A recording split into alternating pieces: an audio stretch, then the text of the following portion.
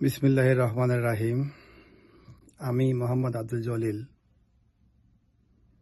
সাবেক শিক্ষক, ideal school and college, প্রতিদিন ঢাকা 1000। আজকে রোববার 2025 সালের 23শে ফেব্রুয়ারি। আমি গত বছর ঠিক এই সময়ে কিছু ভিডিও করেছিলাম স্কুল সংক্রান্ত। ভাবছিলাম ভিডিও করব না, কিন্তু পরিস্থিতি বাধ্য হয়ে করা, কিছু কিছু অমানুষ শয়তানদের কারণে। আইডিয়াল স্কুলের প্রতিটি প্রাঙ্গণ, প্রতিটা কক্ষ, প্রতিটি স্থান শয়তানে ভরা। আমার এটা তো খুব মনে পড়ে, সাবেক শিক্ষক শাহজাহান খান স্যার, ধর্মের শিক্ষক ছিলেন। উনি বলছিলেন একটা কথা, যে সব লোক আইডিয়ালে কাজ করে তারা বেঁচে যাবে না। কারণটা কি? তারা এত দুমুখ সাপ, এতটাই ভয়ঙ্কর প্রাণী। উনি ওনার বাস্তব অভিজ্ঞতা বলছিলেন। সে ঘটনা ঘটিয়েছেন আমার সাবেক কলিগ।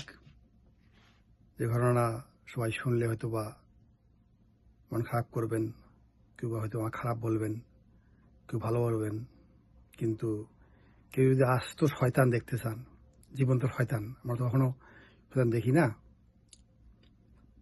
তাহলে দেখি নেন। তার নাম হলো মনিরুল হাসান। বর্তমানে দায়িত্বে আছেন মর্নিং শিফটের বাংলা মিডিয়ামের। আমরা কম্পিউটার সবাই জায়গাতে নেন। এতটাই কুটিল, জটিল এবং ধরিবাজ, শয়তান, ফাজিল যাকে বলে। সে কিন্তু পোস্ট দেয়, দেখবেন ফেসবুকে, হাদিস কোরআনের, কিন্তু সে তার ঠিক উল্টাটা। তার চেহারা শুরুতে এক ধরনের, তার ভিতরটাও তার এক ধরনের। ঘটনাটা বলি, আপনারা বুঝতে পারবেন কেন বললাম। কথা হলো, উনি আমার সাবেক কলিগ ভবনের চেয়ারে আছেন, তো এই চেয়ারে থাকা তার ঠিক না। আমি মনে করি ঠিক না কয়েকটা কারণে। সেটা হচ্ছে, প্রথম কথা হচ্ছে, সে তার নীতি নৈতিকতার সব বিবর্তন দিয়ে সেখানে ঢুকছে। 18 লক্ষ টাকা ঘুষ দিয়ে 2018 সালে তৎকালীন চেয়ারম্যান আবু মোর্শেদ জামান, যে এখন সদ্যপ্রাপ্ত কয়েকদিন আগে মনে হয় অবসরে গেছেন, তাকে দিয়ে সে চেয়ারে বসছেন। যদিও বলতে চাইনি, আমি সব জানি। আমি আইডিয়ালের অনেক কিছু ঘটনার সাক্ষী হবে, কিন্তু রাজসাক্ষী।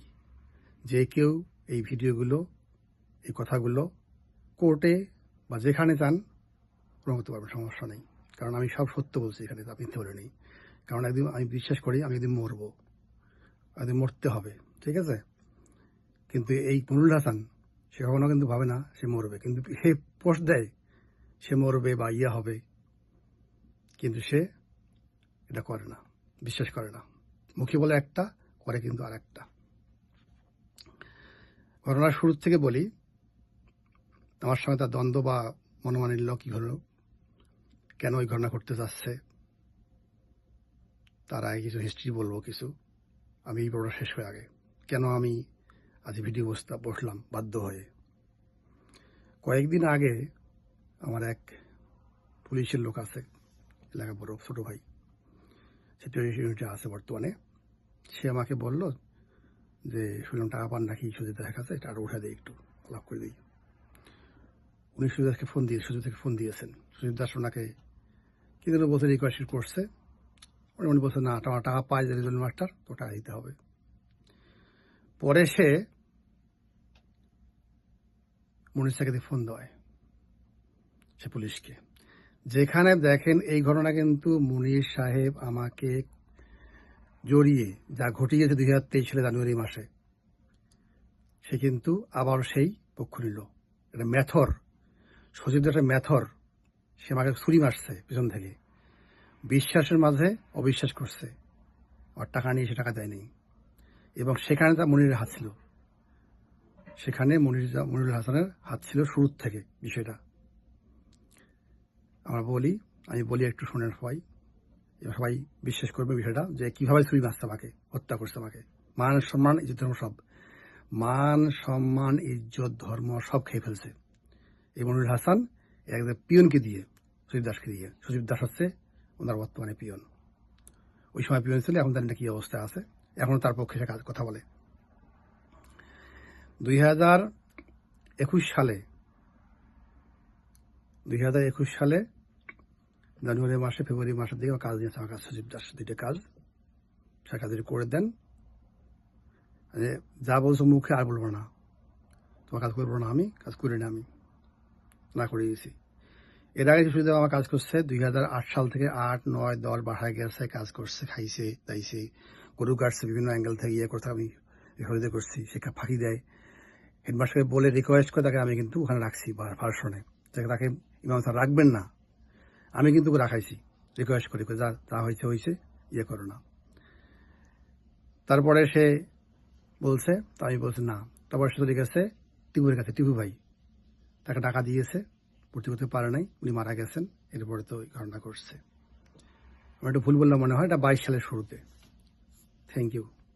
পরে পরে ভিডিও যাচ্ছি, ওকে, 2 নম্বর ভিডিও যাচ্ছি।